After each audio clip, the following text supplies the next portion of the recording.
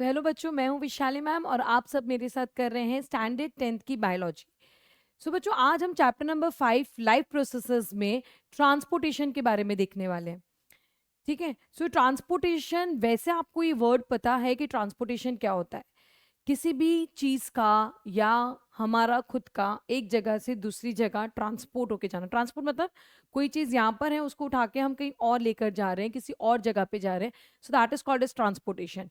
अब इस तरह का ट्रांसपोर्टेशन जो होता है वो हम लोगों को करना है ह्यूमन बींग्स में और प्लांट्स में, यानी लिविंग ऑर्गेनिजम्स के अंदर किन चीज़ों का ट्रांसपोर्टेशन होता है और कैसे होता है वो हमें देखना है। बच्चों, हमने न्यूट्रिशन वाले चैप्टर, न्यूट्रिशन वाले टॉपिक में एक चीज़ देखी थी कि जो भी फूड हम इनटेक कर रहे हैं, जो भी फूड हमने इनटेक किया, ठीक है, ये फूड हमारे एलिमेंट्री कैनाल में एंटर करेगा। You can see here in this video, वो फूड हमारे एलिमेंट्री कैनाल में एंटर कर रहा है। एंटर करने के बाद वहां पे उसका क्या होगा? डाइजेशन होगा। It will be broken down into the simple particles. समझ में आ रहा है आपको क्या हो रहा है? देखो, हमने ऑलरेडी ये चीज पढ़ ली है न्यूट्रिशन वाले चैप्टर में। तो न्यूट्रिशन में हमने क्या देखा था कि भाई जैसे कोई फूड इनटेक हो रहा है तो वो स्टमक में और इंटेस्टाइन में जाके डाइजेस्ट होता है। डाइजेस्ट यानी स्मॉल सिंपल सब्सटेंसेस में कन्वर्ट हो जाएगा। उसके बाद उसका स्मॉल इंटेस्टाइन में, देखो you can see here, digestion हुआ, स्मॉलर पार्टिकल्स बन गए। then these particles will be absorbed by the small intestine। ये जो पार्टिकल्स है ये स्मॉल इंटेस्टाइन से एब्जॉर्ब्ड हो जाएंगे और कहाँ पे जाएंगे? ब्लड में। ठीक है, ब्लड में जाएंगे। उसके बाद ब्लड क्या कर रहा था? उसको पूरी बॉडी में ट्रांसपोर्ट कर रहा था। देखो बच्चों, डाइजेशन के बाद जैसे कि अमीनो एसिड्स आ गए थे, ग्लूकोज आ गए थे, इनकी रिक्वायरमेंट बॉडी के हर एक सेल्स को है। यहाँ पे प्रेजेंट सेल्स को भी और पाँव के नीचे, मतलब लास्ट तक जितने भी सेल्स है हमारी बॉडी के, हमारे स्टार्टिंग से लेके एंड तक सारे सेल्स को इन न्यूट्रिशन की, इन न्यूट्रिएंट्स की जरूरत होती है। तो उनको ट्रांसपोर्ट कौन करता है बच्चों? ब्लड करता है। ठीक है, तो ये एब्जॉर्ब्ड हुए ब्लड में। You can C in the animation कि कैसे यहाँ पे चीजें स्मॉल इंटेस्टाइन से एब्जॉर्ब्ड होके ब्लड में गई, ब्लड से वो सारे सेल्स में गई, ब्लड से वो सारे सेल्स में गई बच्चों। So blood carries them to all the cells of the body, है ना। यहाँ पे ट्रांसपोर्ट हुआ, जो भी न्यूट्रिएंट्स तुमने एब्जॉर्ब किए वो ट्रांसपोर्ट हुए। सेकेंडली, हमने रेस्पिरेशन में, उसी तरह से हमने रेस्पिरेशन में क्या देखा था कि जो ऑक्सीजन हमने इनहेल किया, जो ऑक्सीजन हमने इनहेल किया वो लंग्स के पास गया, लंग से वो ब्लड में जा रहा है। You can see here, lung से वो ब्लड में जा रहा है। तुमने जो ऑक्सीजन बच्चों इनहेल किया वो ऑक्सीजन लंग से ब्लड में गया। ब्लड उसको कहां लेके जाएगा? ब्लड उसको अगेन सारे सेल्स के पास देगा बच्चों। जो ऑक्सीजन तुमने इनहेल किया वो ब्लड के थ्रू बॉडी के सारे सेल्स में जाएगा। सेल्स क्या करेंगे? माइटोकॉन्ड्रिया को ऑक्सीजन देंगे। माइटोकॉन्ड्रिया क्या करेगा? वहां पे ग्लूकोज को ऑक्सीडाइज करेगा। ये भी हमने देखा था। जो ऑक्सीजन हमने लिया वो सेल्स के पास गया, सेल से माइटोकॉन्ड्रिया में गया, वहां ग्लूकोज का कंप्लीट ऑक्सीडेशन होगा, यानी कंप्लीट ब्रेकडाउन होगा। और क्या रिलीज होगी बच्चों? बहुत सारी एनर्जी। कार्बन डाइऑक्साइड भी रिलीज हो रहा है, पर साथ में बहुत सारी एनर्जी रिलीज होगी। ये कार्बन डाइऑक्साइड फिर से बच्चों ब्लड के थ्रू लंग्स के पास आएगा और लंग से एक्सेल आउट हो जाएगा। सो माइटोकॉन्ड्रिया को ऑक्सीजन मिला। सो ऑक्सीजन मिलने पर, ठीक है, जो ऑक्सीजन मिला था बच्चों, ऑक्सीजन मिलने पे क्या हुआ? जो ग्लूकोज था, ठीक है, जो ग्लूकोज था बच्चों, वहां उसने ऑक्सीजन के साथ कंबाइन किया और उसने क्या बनाया? कार्बन डाइऑक्साइड बनाया, H2O बनाया और बहुत सारी एनर्जी बनाई। उसने बहुत सारी एनर्जी बनाई। तो ये जो कार्बन डाइऑक्साइड था बच्चों, ये जो कार्बन डाइऑक्साइड था, ये भी कहाँ पे एंटर करेगा? ब्लड में एंटर करेगा। ये कार्बन डाइऑक्साइड भी बच्चों कहाँ पे एंटर करेगा? ब्लड में एंटर करेगा। ब्लड से बॉडी के बाहर आएगा and it will be excel out. तो देखो, वहां पे न्यूट्रिएंट्स जो थे वो भी ब्लड के थ्रू ट्रांसपोर्ट हो रहे थे। कार्बन डाइऑक्साइड, ऑक्सीजन, वो भी किसके थ्रू ट्रांसपोर्ट हो रहा है? ब्लड के थ्रू ट्रांसपोर्ट हो रहा है। दैट मीन्स अगर बॉडी में कोई भी चीज कहीं पे सिंथेसाइज्ड हो रही है या कोई भी चीज एब्जॉर्ब्ड हो रही है, उसको हमें एक जगह से दूसरी जगह लेके जाना पड़ेगा बच्चों, and that system is called as transportation. अब इमेजिन करो कि तुमने जो ऑक्सीजन लिया वो अगर लंग्स से पूरी बॉडी में कहीं जा ही नहीं पाए, कहीं पे भी नहीं जा पाएगा, तो तुम्हारे ग्लूकोज का ऑक्सीडेशन हो पाएगा? नहीं हो पाएगा। तुम्हारे ग्लूकोज का ऑक्सीडेशन ही नहीं हो पाएगा। इन केस अगर कार्बन डाइऑक्साइड बन रहा है, जो कि एक टॉक्सिक चीज है हमारी बॉडी के लिए, अगर वो ब्लड के थ्रू लंग्स तक नहीं आ पाया तो, so transportation system is very very important बच्चों। ट्रांसपोर्टेशन सिस्टम नहीं होगा तो हम रेस्पिरेशन कर ले, डाइजेशन कर ले, कुछ भी कर ले, बॉडी में कोई यूज का नहीं होगा। चलो, तो हम देखते हैं आगे।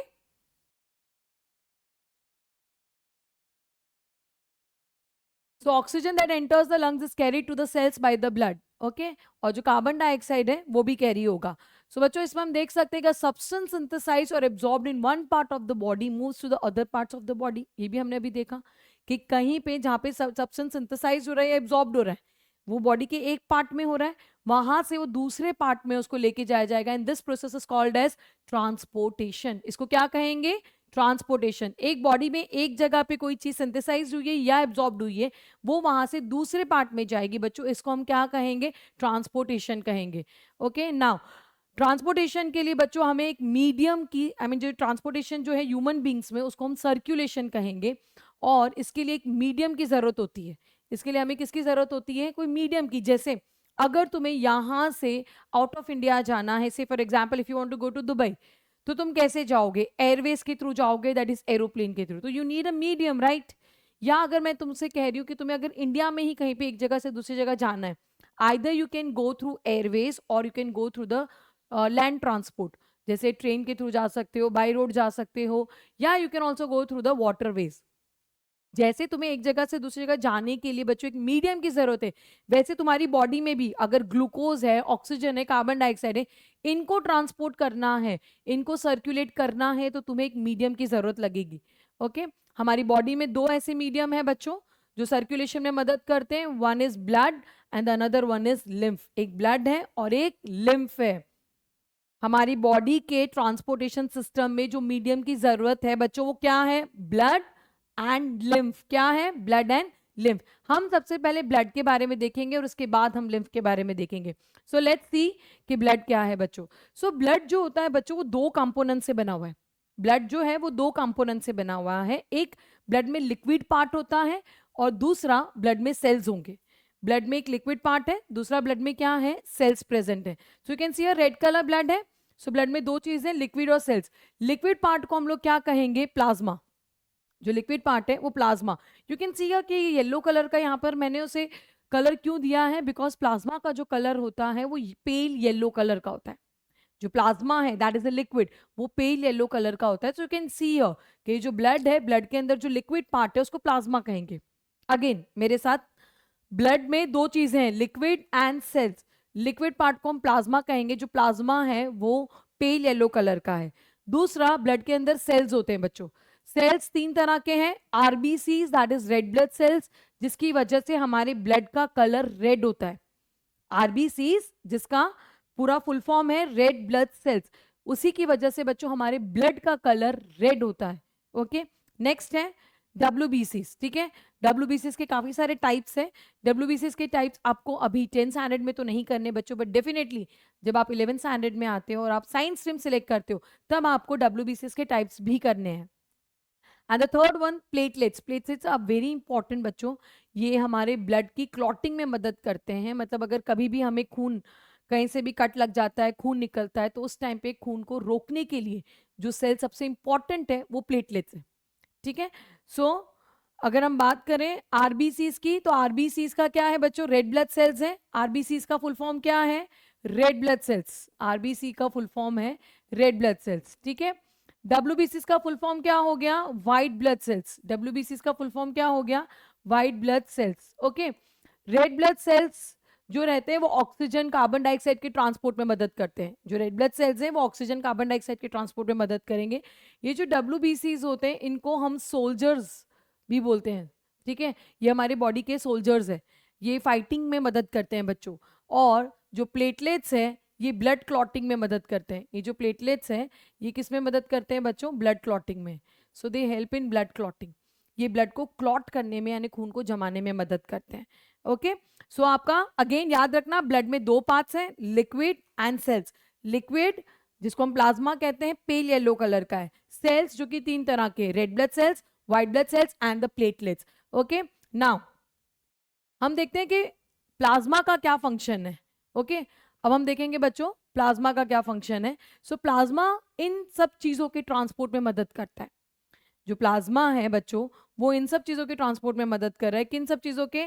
एक तो वो फूड को ट्रांसपोर्ट कर रहा है। ठीक है, फूड में अभी मैंने आपको बताया था कि हमने जो ग्लूकोज एब्जॉर्ब किया, ठीक है, या जो हमने अमीनो एसिड्स डाइजेस्ट किए, उन सब के ट्रांसपोर्ट में, फूड के ट्रांसपोर्ट में मदद कर रहा है।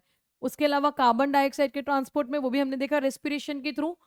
सॉल्ट्स, ठीक है, हमारी बॉडी की जो सॉल्ट्स है उसको ट्रांसपोर्ट करने में भी मदद करेगा। एंड द नाइट्रोजिनस वेस्ट, बच्चों हम बॉडी में काफ़ी सारी चीज़ें इंटेक करते हैं तो हमारी बॉडी में नाइट्रोजिनस वेस्ट डेफिनेटली आएंगे। सो उन वेस्ट के रिमूवल के लिए भी प्लाज्मा ही मदद करता है, ठीक है। So plasma is very very important. So plasma transport this following things in the dissolve form.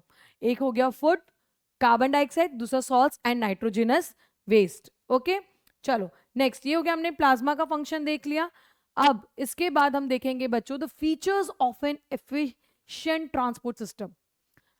ये जो ट्रांसपोर्ट सिस्टम है अगर इसको एफिशिएंटली वर्क करना है या बहुत अच्छे से वर्क करना है तो इसके क्या फीचर्स होने चाहिए। जैसे हम बोलते हैं ना कि भाई अगर ये इंस्टीट्यूट को अच्छे से रन करना है या हमें अपनी फैमिली को अच्छे से रन करना है, so there are some criteria कि भाई ये सब चीजें होनी चाहिए तभी चीजें अच्छे से रन कर पाएगी।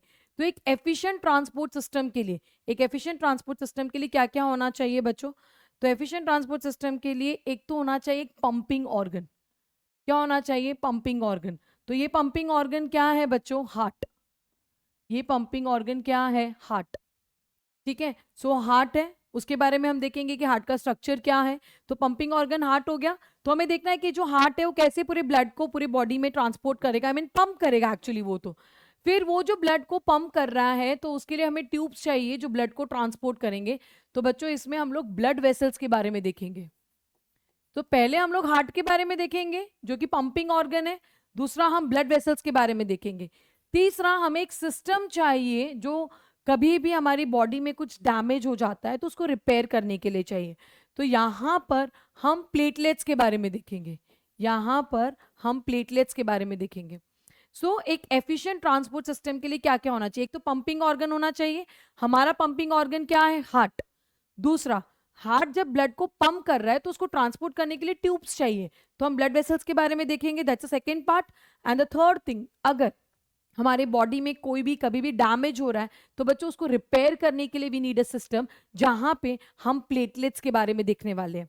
ओके, सो सबसे पहले हम स्टार्ट करते हैं हार्ट से। विल सी कि हार्ट का स्ट्रक्चर कैसा है बच्चों, हार्ट का फंक्शन क्या है, ये सब कुछ हम देखेंगे। Okay, so the pumping organ is heart, जो हम ऑलरेडी बच्चों डिस्कस कर चुके हैं। द इनवॉलेंट्री पंप, इनवॉलेंट्री, ठीक है, ये टर्म आपने शायद पहले भी सुना होगा, इनवॉलेंट्री, ठीक है। इनवॉलेंट्री मतलब विदाउट अवर विल, जो चीजें हमारी विल पे काम नहीं कर रही। ऐसा तो है नहीं ना कि तुम हार्ट को बोलोगे चल अभी बीट कर, वो बीट हो जाएगा, ऐसा होता है क्या, नहीं होता। अगर हमारी मर्जी से हार्ट काम करने लग जाएगा बच्चों तो सब लोग ऐसे बोलेंगे कि भाई मुझे नहीं जीना है, बस हार्ट बंद करते काम करना और इंसान इस दुनिया से बाहर। पैसा होता है, नहीं होता। हार्ट हमारी विल पे काम नहीं करता, वो एक इनवॉलेंट्री ऑर्गन है।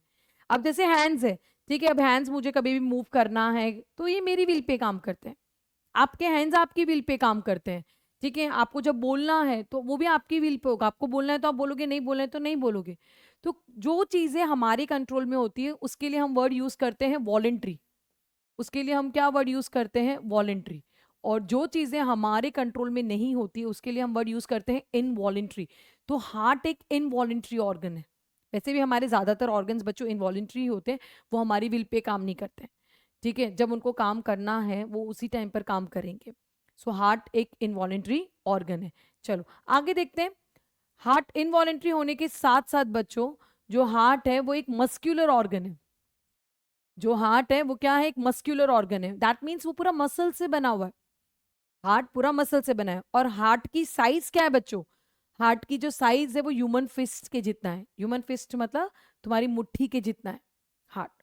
तो जितना तुम्हारी साइज की मुट्ठी होगी उतना छोटा या बड़ा दिल तुम्हारा होगा बच्चों, ठीक है। जिसके हाथ छोटे होंगे उसका हार्ट का साइज भी क्या होगा, स्मॉल होगा। जिसके फीस्ट जितने ज्यादा बड़े होंगे उतना ही उसके हार्ट का साइज भी ज्यादा होगा। So generally it is say that कि भाई जो ह्यूमन हार्ट है वो फीस्ट की साइज का होगा। नेक्स्ट, अब हम हार्ट का स्ट्रक्चर देखते हैं। Will see the internal structure of heart. तो सबसे पहले देखो कि हार्ट को हमें दो साइड्स में डिवाइड करना है। यहाँ पे जो तुम ब्लू साइड देख रहे हो it's a red right side of the heart, और रेड कलर जो देख रहे हो it's a left side of the heart. ये राइट साइड है, ये लेफ्ट साइड है। Okay, so right you can see a, इसको राइट और ये लेफ्ट। ब्लू वाला कौन सा हो गया, राइट साइड। रेड वाला कौन सा हो गया, लेफ्ट साइड। नाउ हार्ट में टोटल 4 चैम्बर्स है। हार्ट में टोटल कितने चैम्बर्स है? 4, 2 अपर चैम्बर और 2 लोअर चैम्बर्स।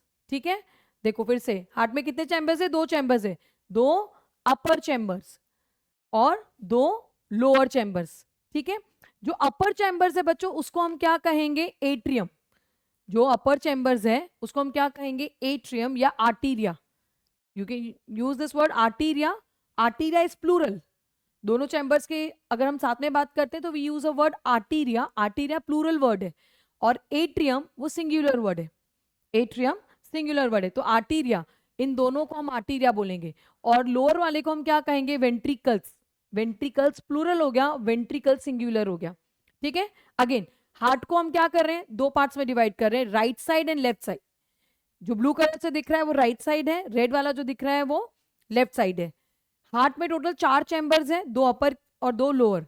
अपर चैम्बर्स को क्या कह रहे हैं? Atria plural, atrium singular. Lower chambers को क्या कर रहे हैं? वेंट्रिकल्स प्लूरल हो गया, वेंट्रिकल सिंगुलर हो गया। ओके, तो सबको ये क्लियर हो गया कि भाई 4 चैम्बर्स होते हैं हार्ट में। नेक्स्ट, ये राइट साइड हो गया, ये लेफ्ट साइड हो गया, we have already discuss this. Okay, now this is the right atrium. ये राइट एट्रियम हो गया, ये राइट वेंट्रिकल हो गया, ये लेफ्ट एट्रियम हो गया, ये लेफ्ट वेंट्रिकल हो गया। तो हमने इसको प्रॉपर लेबल भी कर दिया।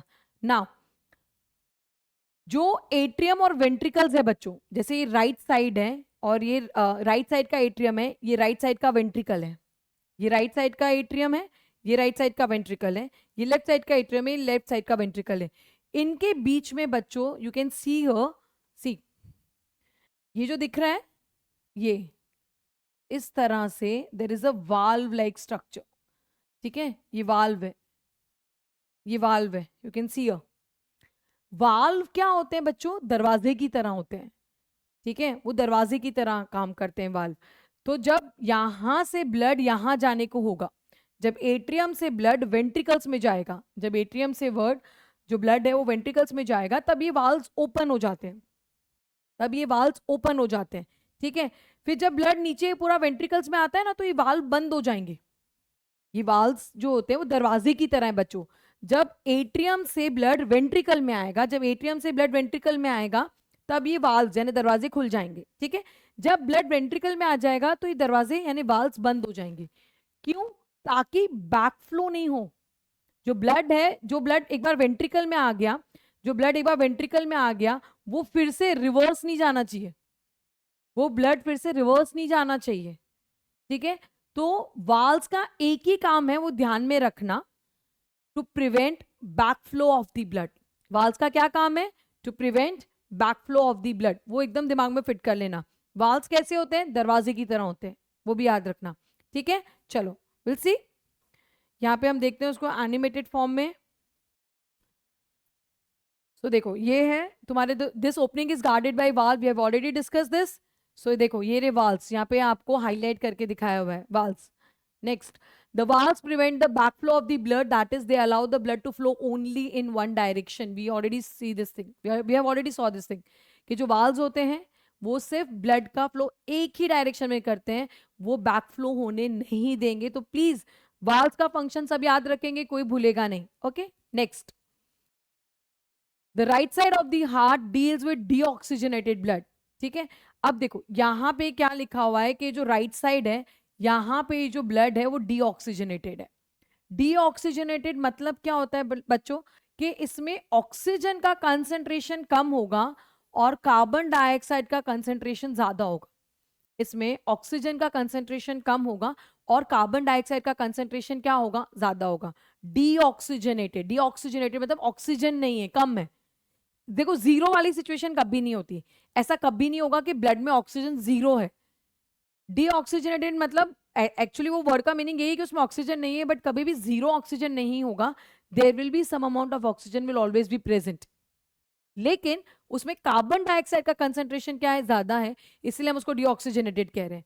और जो राइट साइड वाला जो है ना, यहाँ पे ऑक्सीजन का कंसंट्रेशन ज्यादा होगा और कार्बन डाइऑक्साइड का कंसंट्रेशन बहुत कम होगा, और इस ब्लड को हम लोग कहते हैं ऑक्सीजनेटेड ब्लड। इसको हम क्या कहेंगे? Oxygenated blood.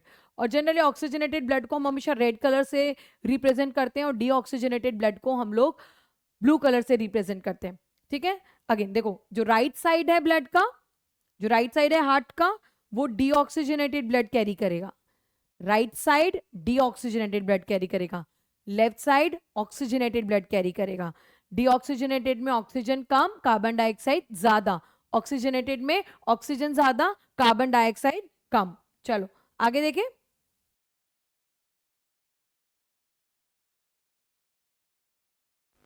So now let study the working of heart. ठीक है, तो बच्चों हार्ट की वर्किंग देखने की, अब हार्ट कैसे काम करता है। तो हार्ट में कितने चैम्बर्स थे? 4 चैम्बर्स थे। तो सबसे पहले देखो, इमेजिन करो कि ये हार्ट है। जैसे हार्ट ऐसा दिखता नहीं बच्चों, पर हमें वर्किंग समझनी है।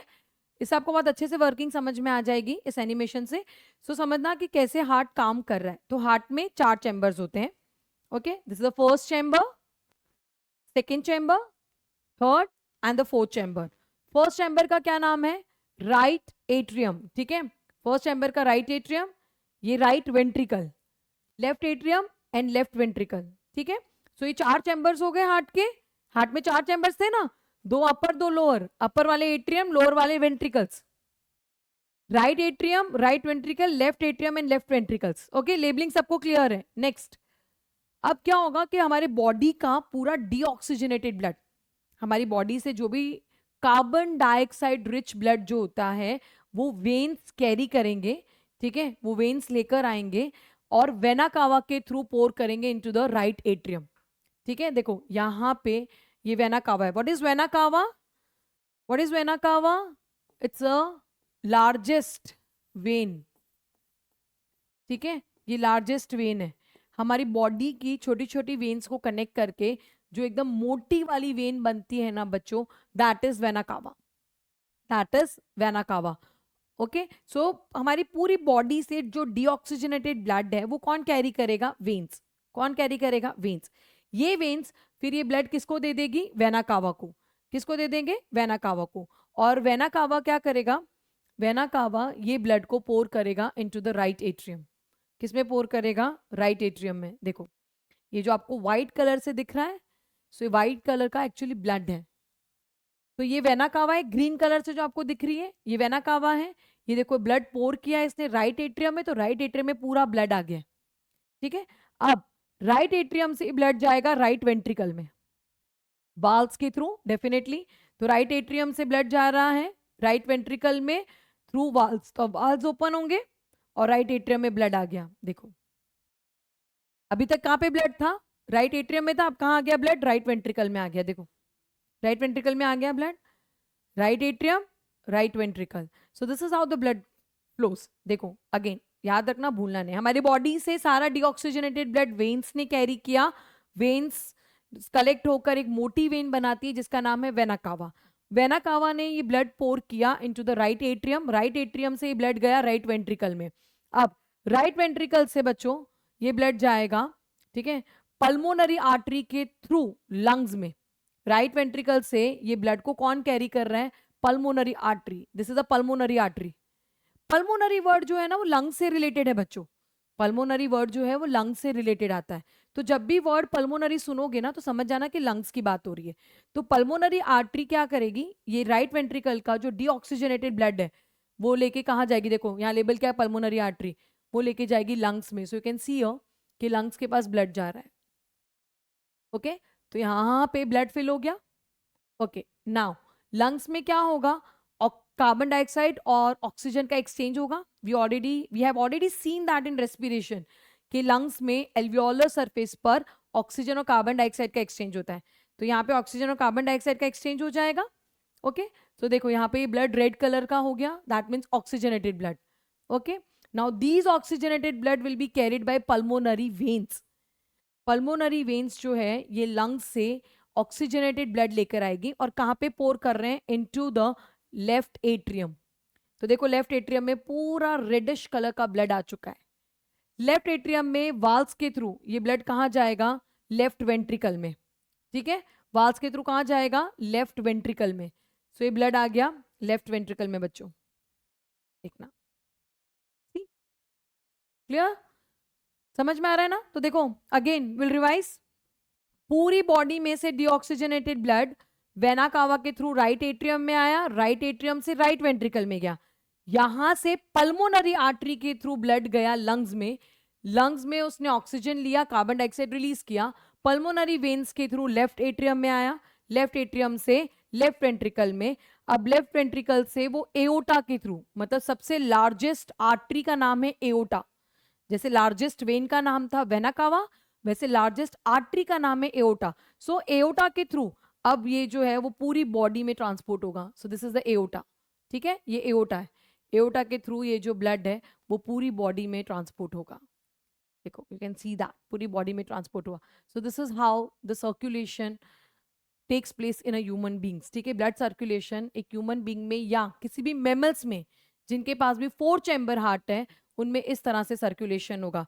विल सी, एक बार इसका पाथ हम लोग एक बार डिस्कस कर लेते हैं बच्चों। तो सबसे पहले हम क्या बोलेंगे कि जो डीऑक्सीजनेटेड ब्लड था, ठीक है, जो डीऑक्सीजनेटेड ब्लड था वो डीऑक्सीजनेटेड ब्लड किसने कैरी किया? वेन्स ने, ठीक है। वेन्स पूरी बॉडी पार्ट से उसको लेकर आई है, फिर उसने उसको किस में रिलीज किया? वेना कावा में। It's a largest when. Vena cava से वो ब्लड गया राइट एट्रियम में। कहाँ गया? राइट एट्रियम में। राइट एट्रियम से वो ब्लड कहाँ गया बच्चों? राइट वेंट्रिकल में गया। राइट वेंट्रिकल से उसको कैरी किया था पल्मोनरी आर्टरी ने। किसने कैरी किया? पल्मोनरी आर्टरी ने उसको कैरी किया। पल्मोनरी आर्टरी उसको कहाँ पे लेकर गई थी बच्चों? लंग्स के पास, ठीक है। फिर लंग्स में वो ब्लड क्या हो गया? ऑक्सीजनेटेड। वो ब्लड क्या हो गया? ऑक्सीजनेटेड। फिर वहां से पल्मोनरी वेन उसको लेकर आई, वहां से पल्मोनरी वेन्स उसको कलेक्ट करके कहाँ पे उन्होंने रिलीज किया?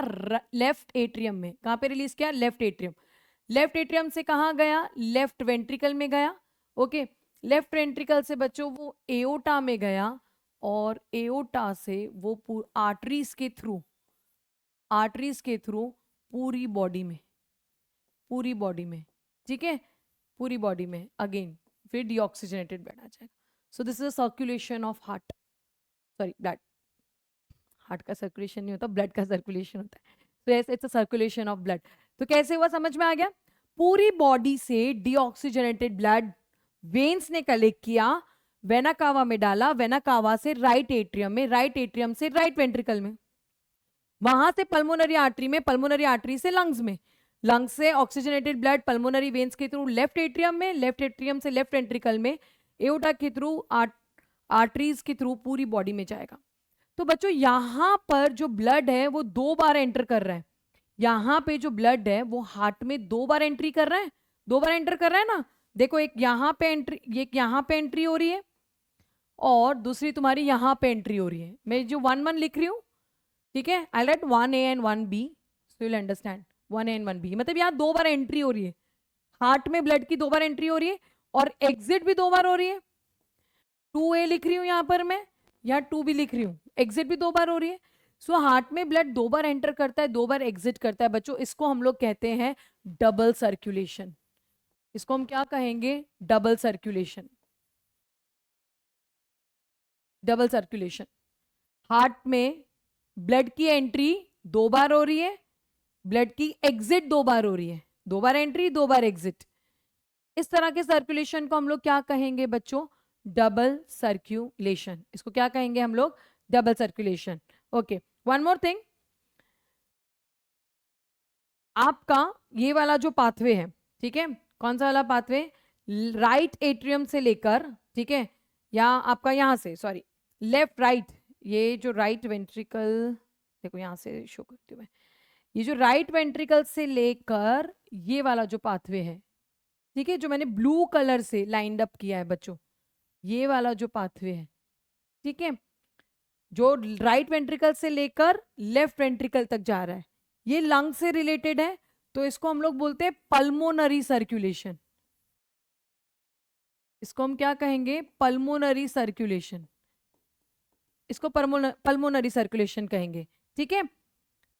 राइट वेंट्रिकल से जो पाथवे है लेफ्ट एट्रियम तक, ये पल्मोनरी सर्कुलेशन है। और ये वाला जो पाथवे है, ठीक है, जो लेफ्ट वेंट्रिकल से लेकर तुम्हारा राइट एट्रियम तक है, ठीक है, ये वाला जो पाथवे है बच्चों, ये वाला जो पाथवे है, ठीक है, इसको हम कहेंगे सिस्टमिक सर्कुलेशन। इसको हम कहेंगे सिस्टमिक सर्कुलेशन। ठीक है।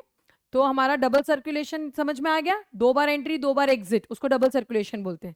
डबल सर्कुलेशन में 2 तरह का सर्कुलेशन कौन सा है, एक हो गया पल्मोनरी सर्कुलेशन, एक हो गया systemic circulation.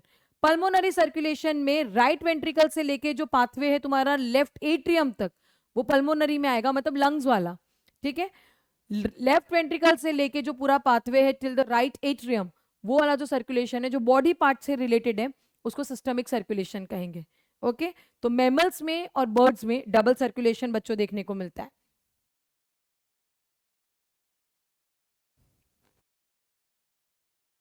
So this is again complete diagram of heart. आप देख सकते हो बच्चों यहाँ पे 2 एट्रियम है, right and left, right ventricle left ventricle, चारों चैम्बर्स हो गए बच्चों। You can C vena cava लिखा हुआ है, दैट्स अ लॉन्गेस्ट और the largest vein actually. Aorta है, that's a largest artery. Okay, चलो next.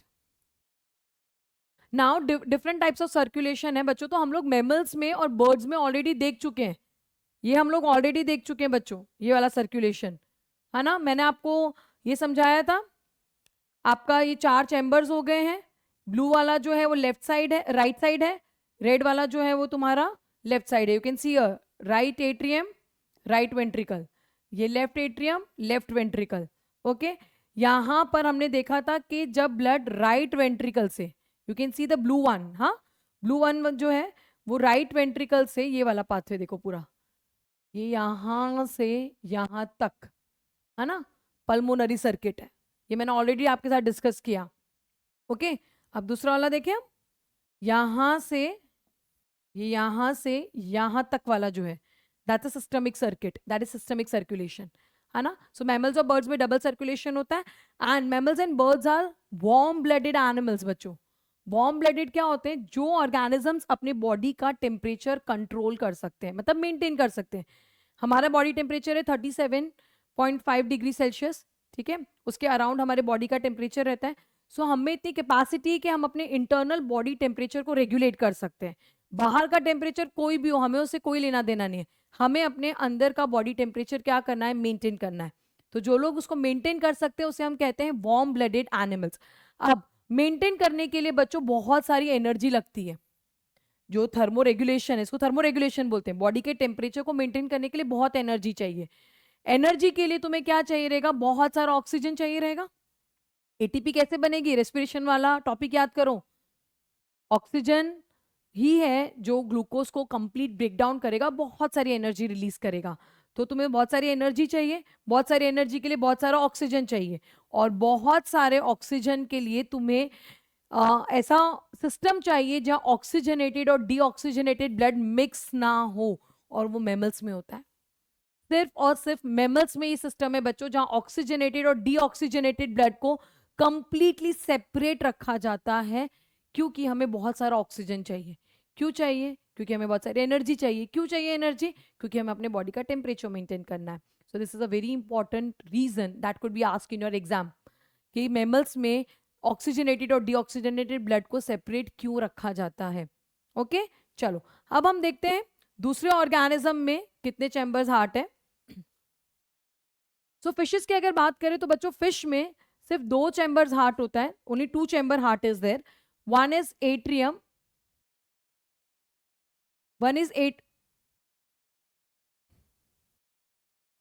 Atrium and another one is ventricle. ठीक है, देखो ये एट्रियम है और ये वेंट्रिकल है, सिर्फ 2 चैम्बर हार्ट है, सिर्फ 2 चैम्बर हार्ट है। तुम्हें याद होगा ना फिश कैसे ऑक्सीजन ले रही थी, फिश ने अपना माउथ ओपन किया, पानी अंदर आया, पानी से उसने ऑक्सीजन लिया, फिर वो ऑक्सीजन उसने किसको दिया था, गिल्स को दिया था बच्चों। वो ऑक्सीजन उसने किसको दिया था, गिल्स को दिया था। अब देखो गिल्स से ही ऑक्सीजनेटेड ब्लड कहाँ गया, पूरी बॉडी में जाएगा। गिल्स से ये ऑक्सीजनेटेड ब्लड कहाँ जाएगा, पूरे बॉडी पार्ट्स में जाएगा। ठीक है, फिर बॉडी पार्ट्स से जो भी डीऑक्सीजनेटेड ब्लड होगा वो वेन्स कैरी करके देखो एट्रियम में डालेंगे, एट्रियम से वेंट्रिकल्स में, वेंट्रिकल से अगेन गिल्स में। तो फिश के हार्ट में सिर्फ डीऑक्सीजनेटेड ब्लड फ्लो करता है, और ऐसे हार्ट को हम वेनस हार्ट बोलते हैं।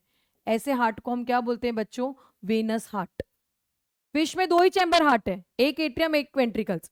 फिश में हमने क्या देखा था, माउथ से वाटर लेते हैं, वाटर में जो डिसॉल्व्ड ऑक्सीजन है वो गिल्स लेगी, गिल्स से ऑक्सीजनेटेड ब्लड पूरी बॉडी में चला गया, हार्ट में नहीं जाता। Oxygenated blood doesn't enter into the heart, वो पूरी बॉडी में गया, बॉडी से डीऑक्सीजनेटेड ब्लड एट्रियम में गया, वेंट्रिकल में गया, वेंट्रिकल से अगेन गिल्स में चला गया। तो फिश के पास क्या होता है बच्चों, 2 चैम्बर हार्ट होता है। These are cold blooded animals, ये अपने बॉडी टेम्परेचर को रेगुलेट नहीं करते हैं, इसलिए इनका एनर्जी रिक्वायरमेंट भी बहुत लो होगा। ओके, चलो नेक्स्ट। अब हम देखते हैं एम्फीबियंस और रेप्टाइल्स, जो कि 3 चैम्बर हार्ट है। एम्फीबियंस एंड मेनी रेप्टाइल्स, इनमें 3 चैम्बर हार्ट होता है बच्चों। इसमें 2 एट्रियम है, ठीक है, ये 2 एट्रियम है, you can C atrium label किया हुआ है, 2 एट्रियम है और एक ही वेंट्रिकल है। 2 एट्रियम एंड 1 वेंट्रिकल, देखो 2 एट्रियम और 1 वेंट्रिकल, 3 चैम्बर हार्ट होता है बच्चों, ठीक है। तो इसमें ब्लड की एंट्री 2 बार होती है पर एग्जिट एक ही बार होता है। एंट्री ब्लड की 2 बार है पर एग्जिट एक ही बार है, इसीलिए हम इसको बोलते हैं इनकम्प्लीट डबल सर्कुलेशन। फिशेस में क्या था, एक ही बार ब्लड की एंट्री एक ही बार एग्जिट हो रहा था, तो वहां सिंगल सर्कुलेशन था।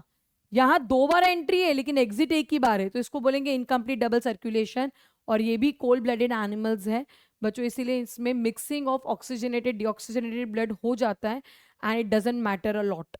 हमारे में नहीं होना चाहिए, इनमें हो जाता है, चलेगा, क्योंकि इनका इतना ज़्यादा एनर्जी रिक्वायरमेंट नहीं है, तो इनको उतनी ज़्यादा ऑक्सीजन की रिक्वायरमेंट नहीं है जितनी हमें है। ओके, सो हमने चैम्बर्स ऑफ हार्ट भी देख लिया। फिश में 2 चैम्बर है, एम्फीबियंस और रेप्टाइल्स में 3 चैम्बर है, मैमल्स और बर्ड्स में 4 चैम्बर हार्ट है। फिशेस में 2 चैम्बर हार्ट है तो सिंगल सर्कुलेशन होगा। यहाँ पर तुम्हारे एम्फीबियंस और रेप्टाइल्स में इनकम्प्लीट डबल सर्कुलेशन होगा, मैमल्स और बर्ड्स में डबल सर्कुलेशन होगा। ठीक है, चलो बाकी का बच्चों हम लोग नेक्स्ट क्लास में कंटिन्यू करेंगे। ओके, सो बाय।